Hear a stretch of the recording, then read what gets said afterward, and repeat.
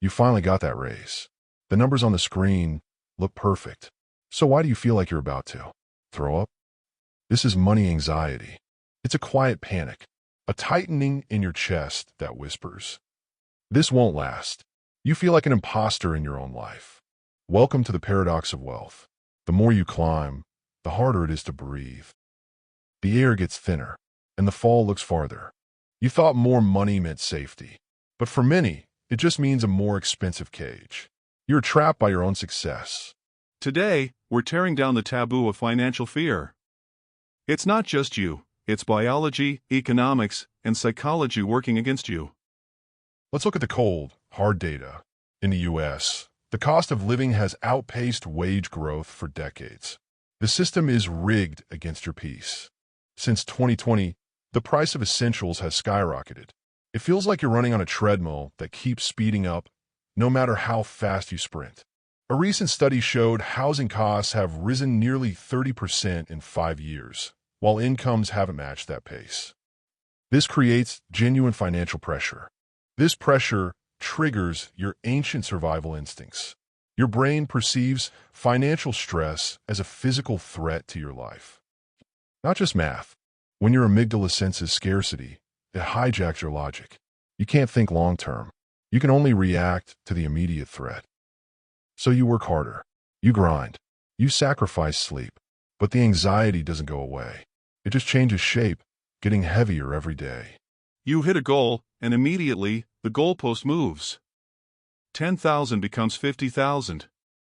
50 becomes a million. You never actually arrive. This is the trap of lifestyle inflation, but deeper than that, it's identity inflation.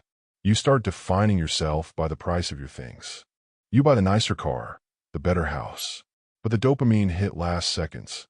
Then, you're just you with a more expensive car, feeling the exact same emptiness. Suddenly, you have something to lose. The fear of dropping back down to poverty becomes a ghost haunting your sleep every single night. And then there's the comparison. You see your peers doing better. Money guilt creeps in. Why isn't this enough for you? Are you ungrateful? You feel guilty for complaining because you have it good. So you suffer in silence, isolated by your own success, afraid to speak your truth. That guilt, it's an anchor. It keeps you stuck exactly where you are, afraid to move forward, yet terrified of slipping back. Let's look at the ancient Greek hero, Odysseus. He had to sail past the sirens, creatures whose song lured sailors to their deaths with promises of infinite pleasure. The sirens represented the ultimate temptation. Sailors who listened lost everything they had. They were destroyed by the desire for more. Odysseus knew he wasn't strong enough to resist the song.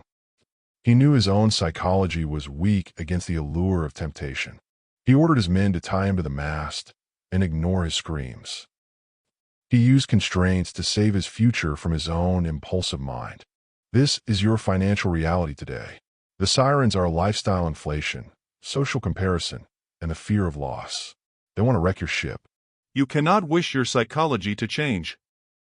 You must be like Odysseus. You must tie yourself to the mast. You need constraints. First, automate your future self savings. Before you see the money, it's already gone to safety. You don't miss what you don't see. Second, define your enough. A budget isn't a restriction, it's a shield. It protects you from your own impulses and the emotional cost of money. When you stop trying to impress people you don't even like, the terror fades. You reclaim control. You realize money is a tool, not a scorecard. You are the captain of your ship. The seas will always be rough, but you choose how to steer through the storm. Stop fearing the money. Start mastering the mind. Subscribe for the journey ahead and check out this playlist.